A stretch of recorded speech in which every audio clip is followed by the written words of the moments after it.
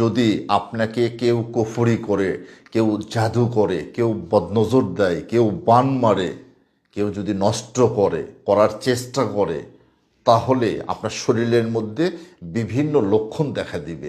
কি কি লক্ষণ দেখলে আপনি বুঝবেন যে আপনি জাদু দ্বারা আক্রান্ত বা কুফরি দ্বারা আক্রান্ত, বা মানুষের কুনজর দ্বারা আপনার ব্যবসা বাণিজ্য সব ধ্বংস হয়ে যাচ্ছে, আপনার ধীরে ধীরে আপনার শরীরের বিভিন্ন রোগ আসতেছে, কোনোভাবে আপনার শরীর থেকে রোগ যাচ্ছে না।